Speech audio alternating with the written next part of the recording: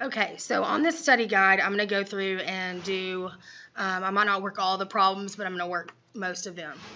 So on these first three, notice that each one of these is a quadratic equation because they all have x squared or z squared. But notice none of them have x or z, right? All of them just have the variable squared, and then they have these constants running around, right? Constants everywhere. Well, when you have this situation, you're going to be able to use something called the square root principle. And the square root principle says if x squared equals a number, then x by itself will equal the positive and negative square root of that number. So for one like number 1, the first thing I would do is notice that that x squared is not by itself. So first, you're going to divide both sides by 4 to get x squared by itself. And so now you have this exact model here. You have x squared equal to a number. Then that means x equals positive, negative square root of 15.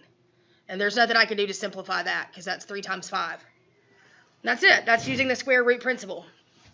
So on number 2, to get x squared by itself, so whenever I have just an x squared and no x, then I want to get x squared by itself. And then once I get x squared by itself, so I subtracted 81, then, and so I want y'all to notice I'm saying the word then to match this then right there. Then x equals, in this case, the square root of negative 81. Well, that's a perfect square. And the negative means I'm going to have an I, so it'll be plus or minus 9i. And just really quickly, because I'm not too concerned about this one, you're going to end up with z squared equals 11 over 13. So you'd add 11, then divide by 13. So it'd be plus or minus the square root of 11/13. And then you would have to split that up into the square root of 11 over the square root of 13. And then you would have to rationalize the denominator. And so the actual answer here after you do that process would be plus minus the square root of 143 divided by 13. But that one's kind of crazy, so I'm not too worried about that one. The next ones are to solve the quadratic equation using the quadratic formula. And so remember, the quadratic formula simply says x equals negative b plus or minus the square root of b squared minus 4ac all over, not just the square root part, but it's all over 2a. And what we mean here is ax squared plus bx plus c equal to 0. When that's the case, a goes here and here, and b goes here and here, and c goes here. So all I have to do on number 4 is recognize that they've given me c and a and b. Everything's positive and beautiful, so I'm just going to plug in 10 where the b goes, and 6 where that goes, and 1 where that goes. Now, before I go any further, with one like number 5, you're going to want to set this to 0 before you do A, B, and C. It has to be set to 0. And so the quickest way to handle number 5, x squared equals 4x minus 13, would simply be to do the following. I'm going to subtract 4x from both sides to zero out the 4x. And then I'm going to add 13 to both sides to zero out the minus 13.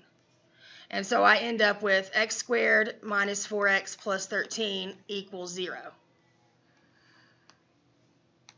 which gives me an a value of 1, a b value of negative 4, and a c value of 13. On this particular problem up here, A, B, and C were ready to go, right? A was 6, B was 10, and C was 1. And so on this one, the only difference is I'm going to have to change these numbers. But again, that's always the first step to the quadratic formula. It's just a matter of plugging in, making sure the equation's set to 0, and then plugging in your values. So first I want to do, that's not the color I wanted. First I'll do this one over here. So when I do these, I like to look and see what's going on under here. I've got 10 squared minus 4 times 6 times 1. Well, that's 100 minus 24, which is 76. So that means if I want to clean this problem up a little bit, I've got x equals negative 10 plus or minus, it's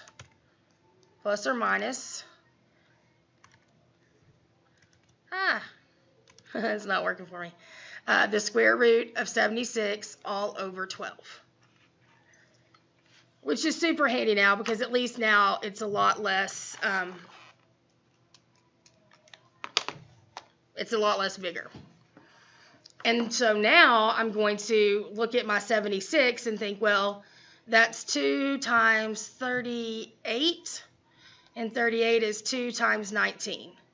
And so when we're talking about a square root with these numbers, I can pull out a 2 and leave a 19 in. So we have negative 10 plus or minus 2 square root of, not 76, square root of 19 all over 12. So on this particular one, the square root simplified, so I had to roll with it.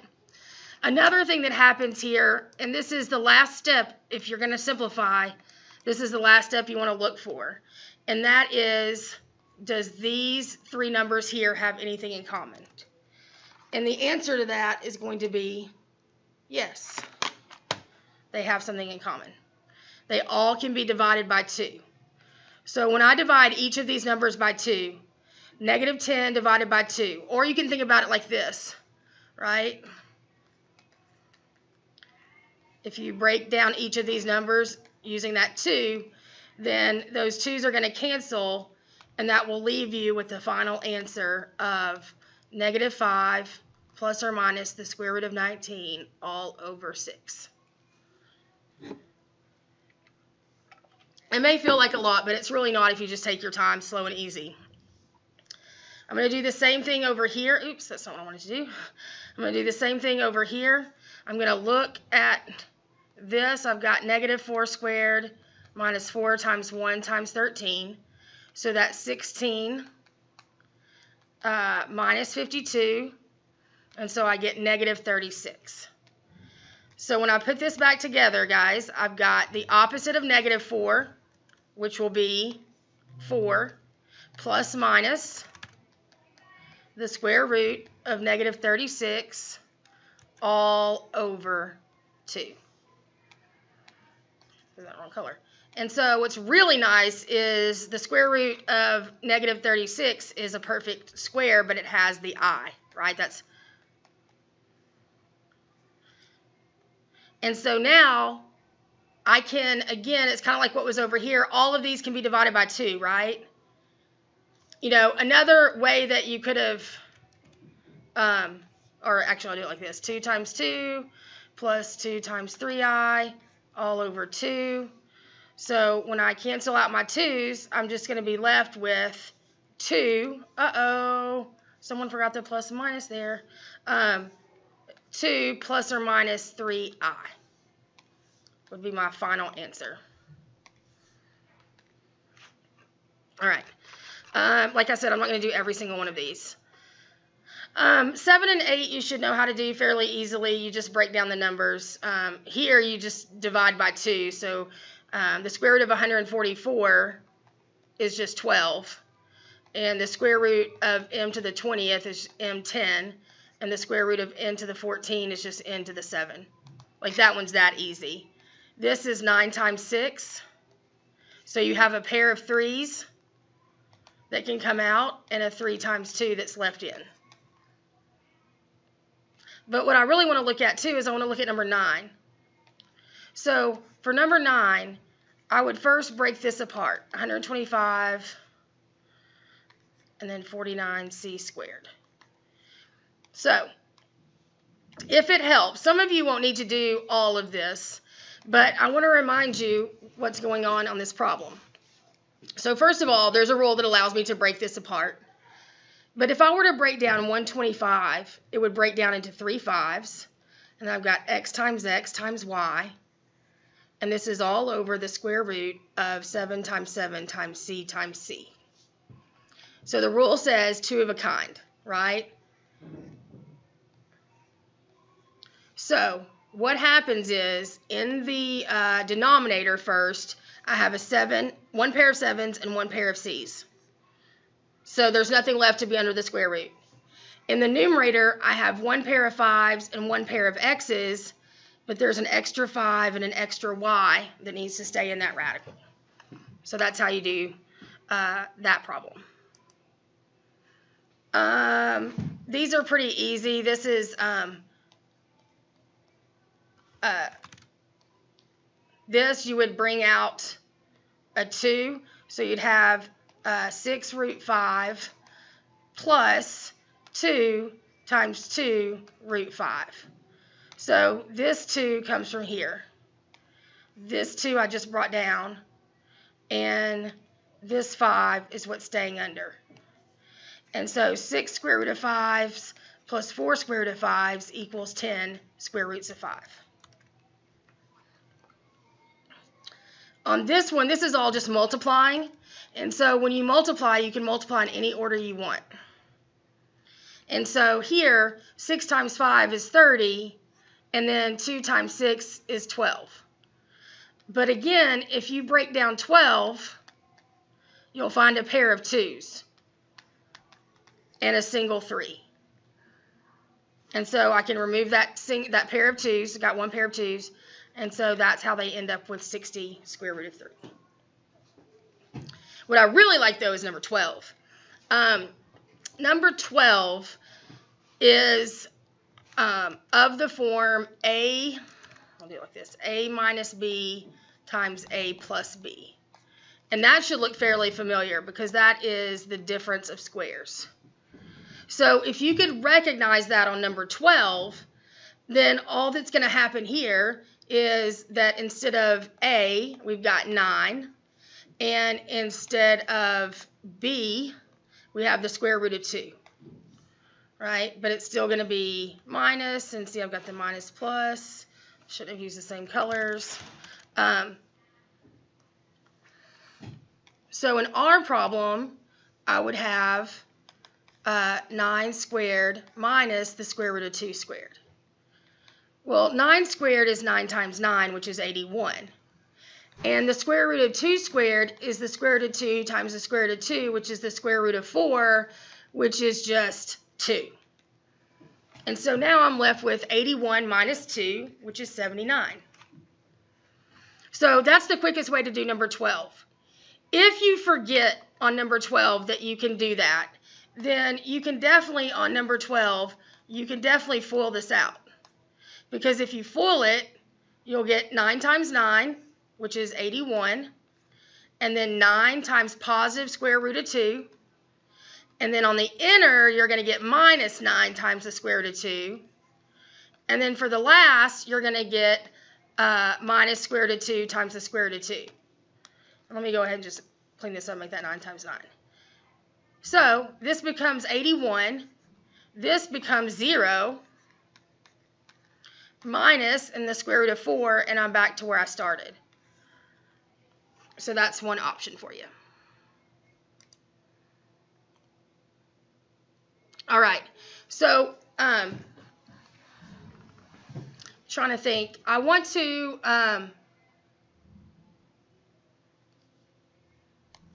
kind of change these problems, but just so you know, on this one you would do square root of 10. I don't know why this keeps messing up on me, guys. Sorry.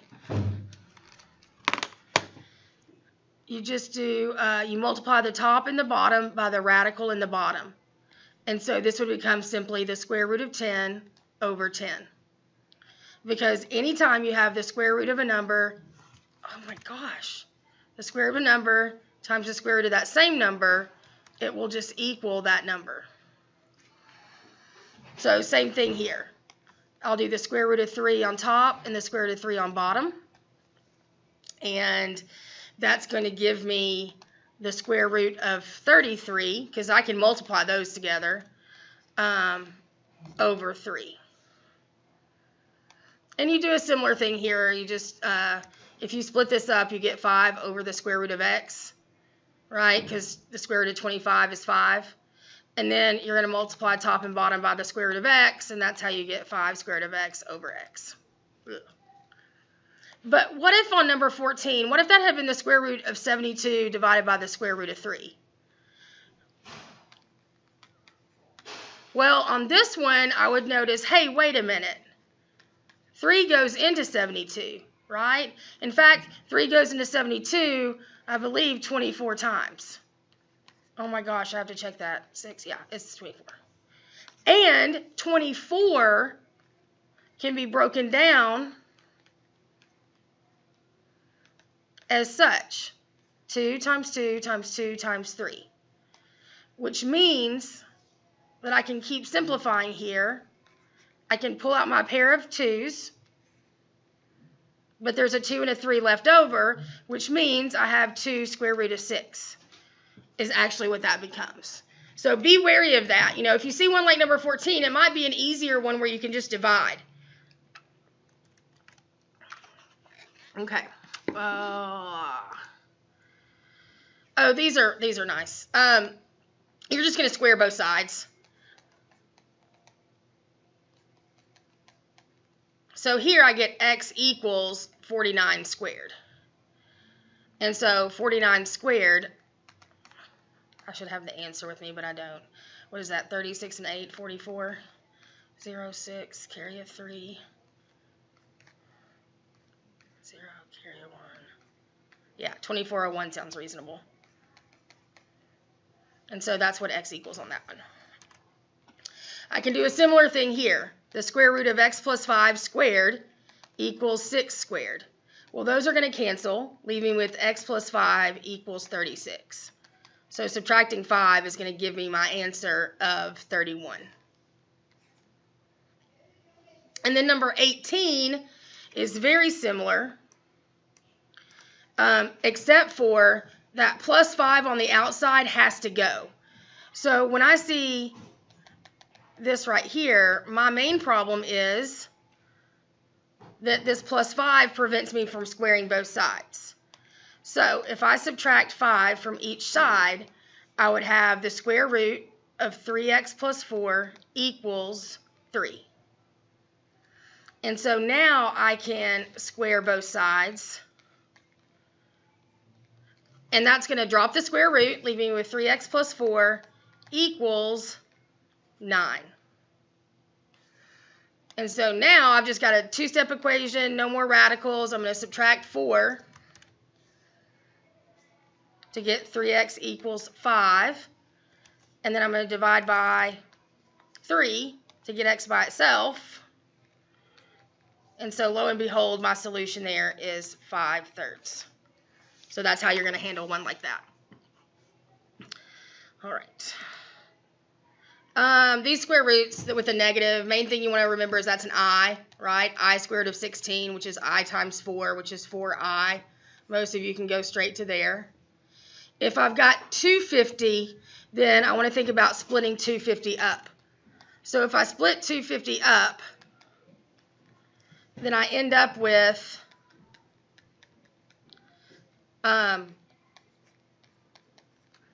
what do I end up with there?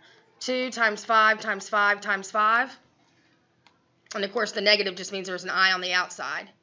But this means I have one pair of 5s and a 5 and a 2 that stay in. So I bring out my one pair of 5s in front of the I, and then I leave the 2 times 5, which is 10, underneath the radical.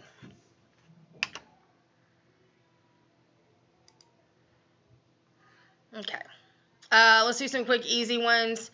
5 plus 5i plus 4 minus 3i, literally just stack them up and add. 9 plus 2i. Here, you're going to do the distributive property, So negative 4i times negative 5, and then negative 4i times 4i. So that's 20i minus 16i squared. And so here's the big deal. You want to remember that I squared actually equals negative 1. Meaning that you can always replace I squared. You can always drop I squared. So you can always drop off I squared as long as you change the sign of the number in front of it. So notice this. If you want to look at it this way, look what happened. The I squared went away, but I changed the sign. And we always want the number to come in front of the I, so they would write it like that.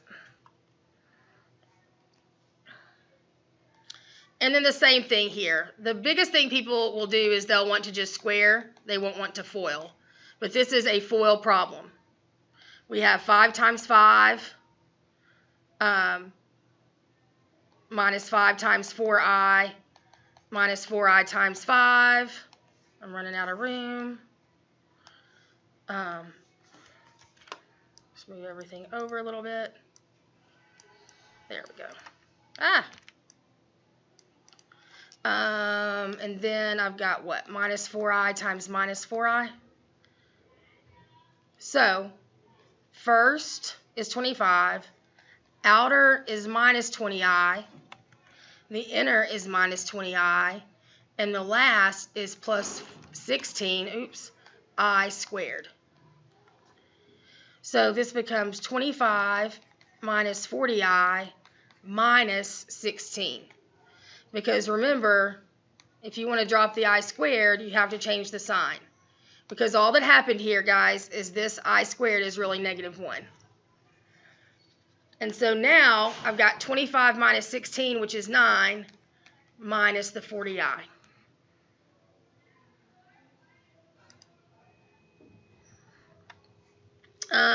Okay, these are pretty easy, so I'm just going to do the one in the middle. These have the same denominators, so if they have the same denominators, that's the best thing to do. I just have to combine the numerators and put it all over the denominator. The deal is on this one, though, is you can factor this. This factors because the two numbers that multiply to positive 10 and add up to negative 7 would be negative 2 and negative 5.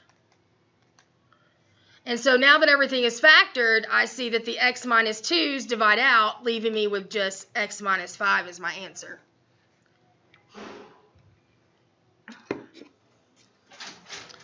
All right, let's do a couple more before I have to. Okay, I definitely want to look at 27. If I look at 27, I'm going to factor. That's going to be 5 times p minus 1 over p. And then I've got 2p times p over 8p minus 1. So, if I now take this same thing, look at everything that cancels. Those cancel, and then technically 2 over 8 is 4, right? So what I'm left with, and all that I'm left with here, is a 5p in the top and a 4 in the denominator. So it's kind of hard to see, but 5p and this 4, which I just highlighted over. If you did not, take the 2 and the 8 out, you would have gotten 10p over 8, which still simplifies. All right, let's look at number 30 really quick. On number 30, the best thing to do there is to multiply everything by the LCD. Well, the LCD in this problem is going to be 6x because I need a 6 and an x to divide all these out nicely. Meaning that if I put 6x here, the 6's divide out. If I put a 6x here, hold on just a second. Okay, sorry about that. And then 3 goes into 6. And if I do 6x here, the x's divide out. I'm going to do 6x here. So, in the numerator, I get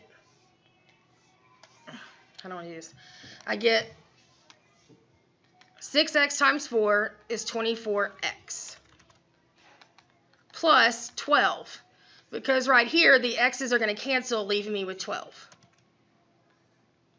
And then down here, 3 goes into this 2 times, so I'd be left with 2x squared. And then over here, plus x.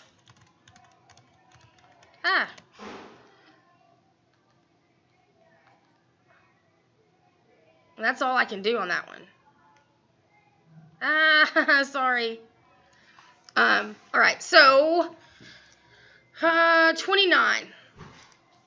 Oh my gosh, sorry. I just got really distracted and there's lots of noise. All right, with number 29, that is a division problem first and foremost. So you are going to copy dot flip. Z squared plus 11z plus 30 all over z squared plus 13z plus 42 times, and then I'll flip it. All right, now this is nothing more than a bunch of factoring problems. In my numerator here, I'm looking at what 2 numbers multiply to 30 but add up to 11, and that would be 6 and 5. Same thing down here. 7 times 6 is 42. 7 plus 6 is 13. Over here, z plus 7, z plus 8. And then down here is just a difference. Sorry, not difference of squares. It's just a GCF. And so now, once all of these things are done, the only thing I'm going to have left, because everything else is going to cancel. The z plus 6s are going to cancel. The z plus 7s are going to cancel. The z plus 5s are going to cancel. So the only thing I have left is z plus 8 over z. All right, so that's that one.